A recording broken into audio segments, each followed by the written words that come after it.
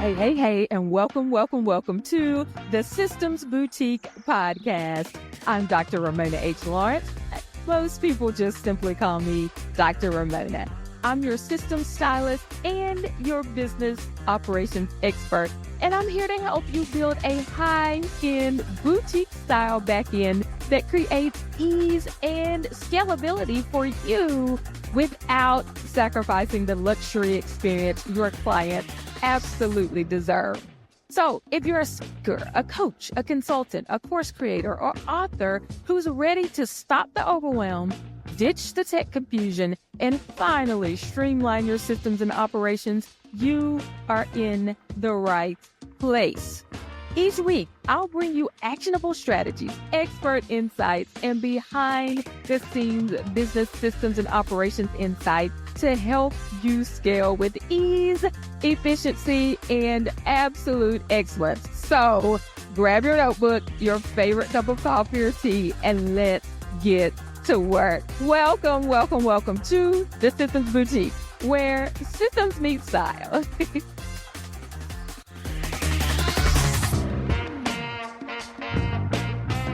Hey, and welcome to this week's episode of the Systems Boutique podcast. And who is styling you today? It is Jeanille Rockett, otherwise known as Coach Rocky. I am so excited to have you today, Coach Rocky. I have been waiting for this for so long. You are famous in my eyes. You are definitely the stylist to the stars as I am. And so I'm excited to have you to be here today and just really grace everybody with your beautiful presence. And so tell us a little bit about yourself, and then we'll go into the questions. Thank you. Man, such a warm welcome. You got me over here blushing. Thank you so much for having me. It's absolutely a pleasure. Thank you for bringing me on the platform. Like she said, I'm Rocky, or you can call me Coach Rocky if you're feeling frisky. And my jam is business growth, marketing, content, and offers. I love them. I love all of them put together. And basically, I show my clients how to turn their content into sales conversations that convert. That is the biggest thing. Everybody wants to make money online. I'm also really in love with AI. ChatGPT is bae. So I enjoy using AI in every part of my business, from systems to support to marketing, content, all those things. And so I'm just happy to be here. That's just a little bit about me. Outside of being a rich auntie, I just get the rich part right. Look, you pre-rich. That's how it is. Okay. Let me just talk about this one thing before I go into my first real question. So you said ChatGPT is bae. So listen, I posted yesterday that ChatGPT told me that we were snatching edges in the systems. So I was like, I have trained this thing right. It knows how to talk to me, and it knows, and it's so interesting because when I talk to ChatGPT about my professor stuff, it doesn't talk to me that way. So it knows the difference in the things that I'm doing. So when it talks to me about the Systems Boutique and we have a conversation, it's like, hey, boo, listen, we're not basic. I read that and I was just in my, yes, listen. And so I'm so excited to talk to you more about messaging and learn more about what you're doing with ChatGPT as well, because it definitely can be bae for real. And for me, when I message, so since I am a professor, I can be academic, right? Like a lot of people, they have their full-time job. We also are entrepreneurs. And it's difficult sometimes to turn that off, right? It's almost, Coach Rocky, like a protective mechanism. It's your corporate Kathy. Is my corporate Kathy. I have not heard that one. So let me tell you, in the past, let's say I'm trying to defend a dissertation, or I am doing a presentation at a conference. Academics will pick you apart. You have got to know your stuff. It has to all be in line. Your I's have to be dotted. Your T's better be crossed. And if you say the sky is blue, somebody's going to say, no, I disagree with that. Right. So when we're coming into this as entrepreneurs and we're trying to really relate to our audience, my audience isn't necessarily academics. And so how do you get people to move out of that space of the corporate Kathy coming out, the academic Annie, whatever you want to, I got academic Annie. So how do we get people to move from that? And I'm asking for a friend who is me. Gotcha. I think the first thing we have to really accept is ourselves. From birth into adulthood, we're taught to be somebody else or to be a version of something to make other people happy, that we genuinely do forget to be ourselves and what really makes us happy. And so I find a lot of times when entrepreneurs go in the online space, they're showing up as who they think they should be and not who they really are. And who they think they should be does not help them make money. It doesn't help them market their business. Who they are will. Now, I'm not saying go online and be completely vulnerable and drop all the drama and everything. But what I'm saying is there's a version of you that God created to attract the right people to you. And that's the version that you need to show up as. And so it does take a level of authenticity, right? And then number one, really just knowing like what it is that you offer to people. If you don't know what you offer to people, your messaging will be off. How it helps them and why it helps them, you need to be able to communicate that. If you can't communicate that, then people won't relate to you. And then what sets you apart?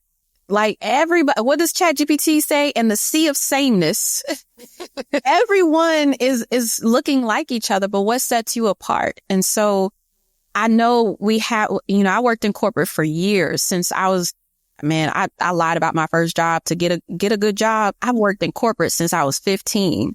So I have worked for years and I've always had this mask. I've always put her on in order to show up for everybody at the job. When I left outside of it, it was like, I took my shirt off and was like, "Ooh, I'm free." You can be free every day you show up. You get to decide. So that would be I think that's probably the number one reason. People just have to accept who they are and be authentic and don't be afraid of that and then show up as that. And that's how you attract the right people for you. And it's interesting. I was talking to one of our clients the other day and we were talking about messaging and she was like, "Dr. Raymona, we know that you are academic and we know that you can just talk to us and say stuff like, I'm going to snatch your waist or snatch your edges, right?" So it's like we have to navigate those spaces too. And so they understand that, yes, I have the credibility. I have the receipts. I have the CV, whatever it is. But online, they want to hear that laid back version of me so that they know that they can just kind of talk to a friend and that there's this person who is going to explain these complex systems and help them move their business forward. And so I thought that was a really great way of characterizing this and saying, yeah, we have to navigate this too. We understand the corporate side of things and we sit around on the couch and talk to our friends and we talk to them in a way that is not the academic or corporate space. So, yeah. I absolutely agree with you. It's just I believe that people want to be perfect so much to the point where they're afraid to be themselves sometimes. And so academia talk seems a little bit perfect. Corporate talk seems a little bit perfect. But if I have to now remember that I have an accent, most people don't know in my natural habitat, I say orange. I don't say orange. Yeah. I'm from New Orleans. I say orange. But when I'm at work, I'm around people, I'm thinking about, oh, it's orange. They're not going to know what orange is, or they won't know what burl, they won't know that. So I got to just accept that I'm so imperfect. And that's what makes me the best. I love that. Yes. Embracing the imperfect. Mm-hmm. Yeah. I love it. So let's talk about if somebody's messaging is a hot mess express right now. Okay. We know it's a hot mess. We're listening to you. So what's the first systems that you think we need to put in place to turn from this chaos into some more clarity and really get that brand messaging aligned? I think the number one thing you need to realize, this might not be the answer a lot of people are looking for, and that's okay. I'm okay with that. But you really have to ask yourself, why is it chaotic? Why isn't my messaging working? And if you are showing up consistently online and you're posting content and you're having conversations with people and nothing is landing, you have to ask yourself, why isn't it working? I always start with the core message of your business. What is that foundation message? And so I'll give you an example. The core message of my business is that I work with women who have lies, labels, and limitations placed upon themselves, and I work with them to remove them. So that way they can show up and show out no matter where they're at. And so because I know that that's the core message of what I do, I know moving into content or messaging or offers, a lot of times the women that I work with, they don't know how to have these conversations because of those labels and limitations, right? So my core message is the foundation of my business. And then I have this messaging that's for my offers. I have this messaging that's for maybe even certain services that I have, and just overall like my power messaging, that one sentence, that one liner that knocks them out, everybody knows. And so I always tell people, do you have a core foundation? At the core of your business, why you exist, is there a core message? And so I would start there first. What is the core message? Why you started your business? And then everything else that you do after that has to be in support of that. Your mission, your vision, all those things. I don't create anything if it goes against my core values. And if it does, has my core values changed? Do I need to make an adjustment? But if it goes against my core values, I don't create new messaging that goes against that. And so if your messaging is a hot mess, ask yourself, is it in alignment with my foundation? If it's not in alignment, then who do you serve and why does that matter? What do you offer and why does that matter? And what's the transformation? What ultimately gets your person from A to B? If you don't know those things, your messaging will not stick. It will not stick at all. And so that's probably what I would say. If you're in chaos, you really got to go back to the beginning and then just start to pick apart everything from there. Yeah. So this idea of alignment, all right? So as we're thinking about the alignment, how can we ensure that our business systems are really speaking to that alignment and that we're lining up with our brand message, that core message that you're talking about? That's a really great question. So I will say this, a lot of times the women that I work with, they do have those labels placed upon themselves and they do believe certain things about themselves. So I create systems to basically eradicate that.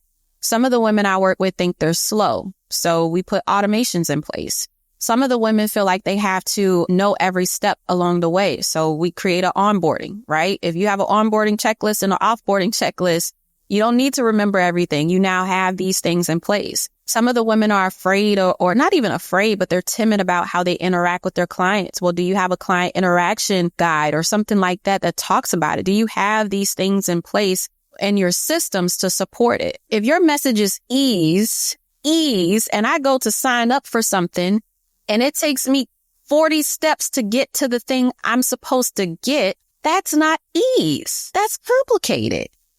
If yours is flow, and then when I get to something, I get stopped, that's not flow. Your systems need to support you. I would also add this as well. I'm not robotic. Nothing about me is monotone. So my systems won't feel that way either. They won't feel like I'm just handing it off to somebody for somebody else to do. I still have pieces in my steps that is personalized and they know it's me. It's those touch points. Yes, I can still offer white glove service, but at the same time, there's touches of me where you're like, I know I'm home. And so that's why it's so important for your messaging to be in alignment, because your systems will also support the same thing too. And I really love the way that you're talking about this idea of customizing it to the individual. So if they think that they are slow, then you customize a system for that. If they think that they can't do, whatever thing it is, then we make sure that we align something that helps to break up that myth in their own. Yes. Oh, that is so good. That's so good. It's like, why create something that supports the negative version of yourself? Yeah, absolutely. Yeah. Good stuff. Good stuff.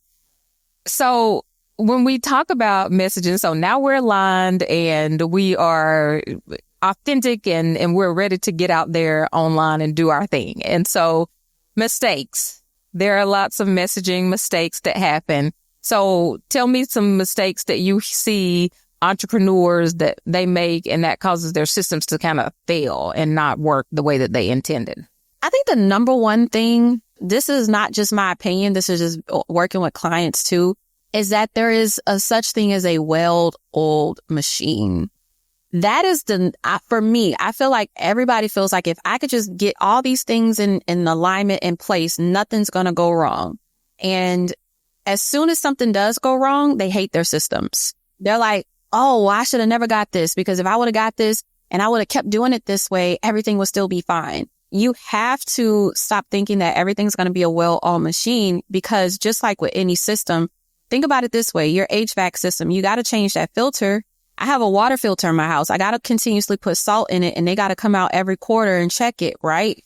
Just with any machine, you got to make sure that it's running properly. You also need to check and make sure like it's still in alignment with your goals.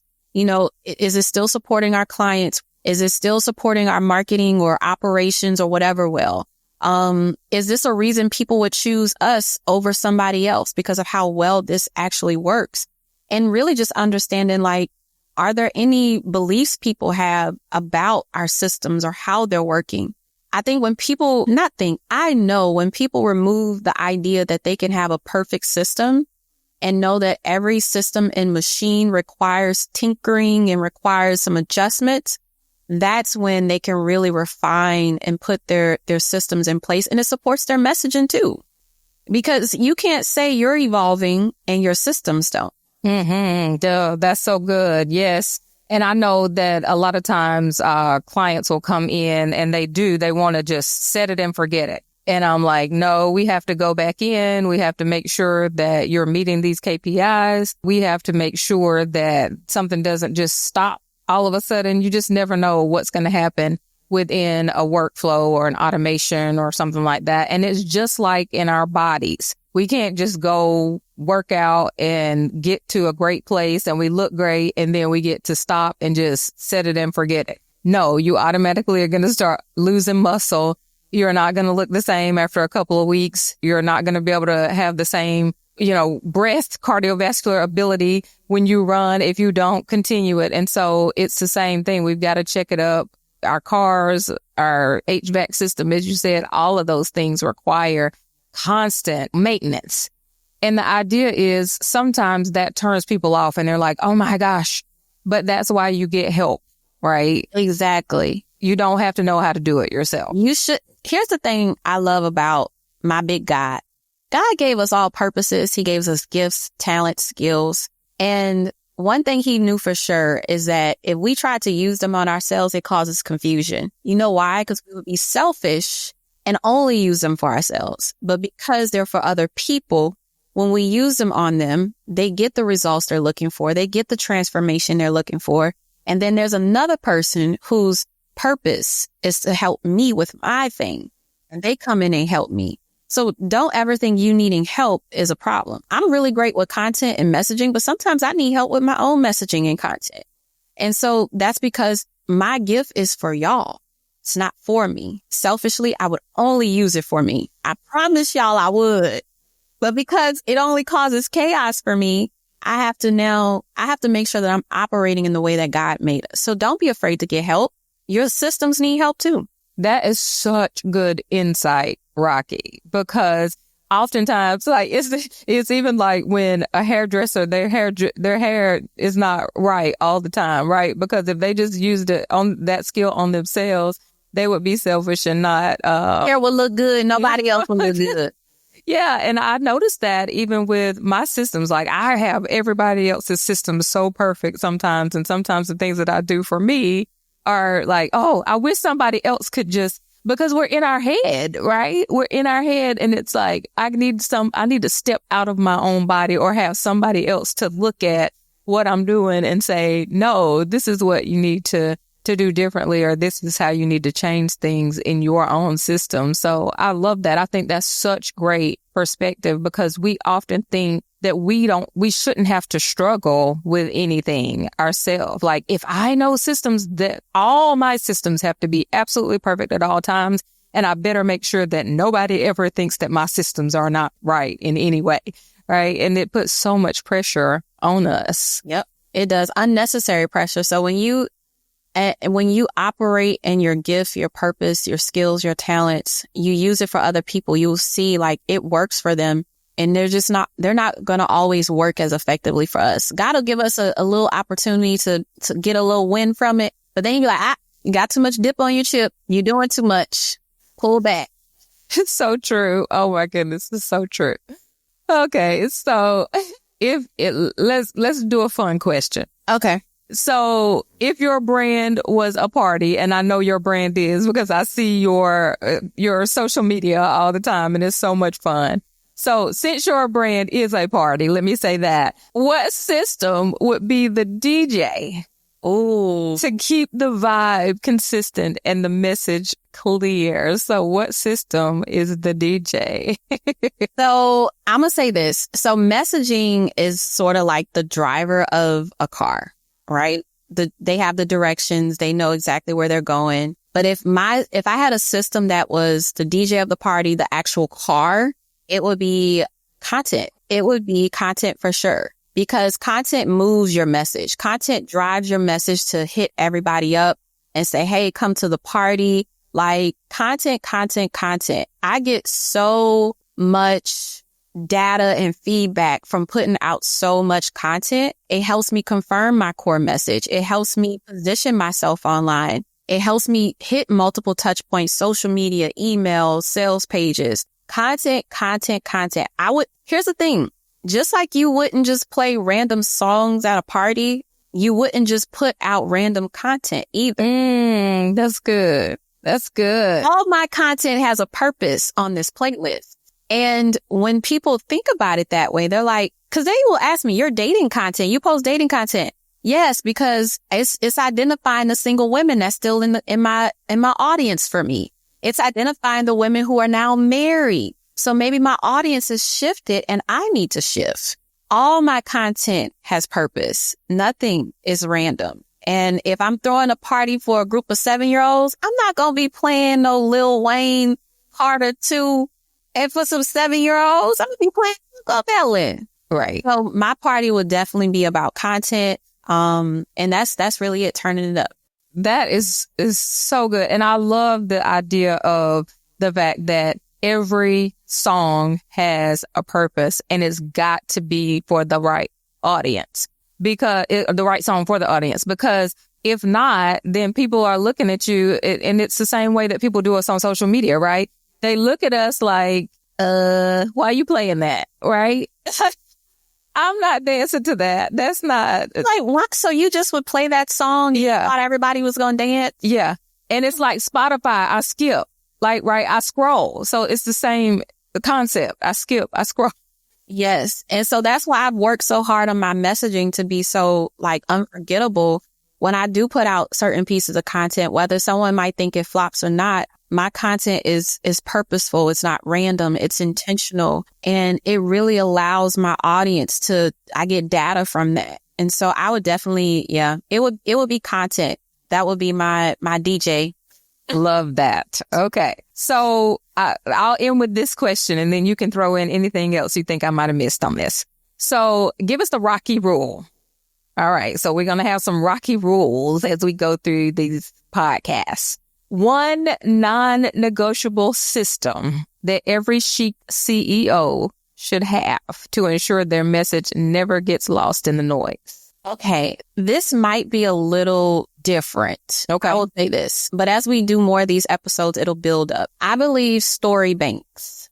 Story banks are super duper important. And here's why. When you have a story bank, you're able to pull from stories that you've already wrote out. You know, they are in alignment with your message, your offers, your services. And even if you hire someone to come on and build out a content machine for you, or to schedule your content or write your content, they have a story bank that they can go to in order to make sure that it's still you. And so my one non-negotiable for all of my clients that work with me is to create a story bank. And I will tell you guys really quickly how you can do that. Think about the things that you do in your business. I do content, I do messaging, and I do offers. Those are like my primary three things. So I have a lot of stories about content. I have a lot of stories about messaging, and I have a lot of stories about offers. I find random stories in the grocery store. I'm on the owl. I could be in the Nike store. Wherever I'm at, I'm always finding random stories, and I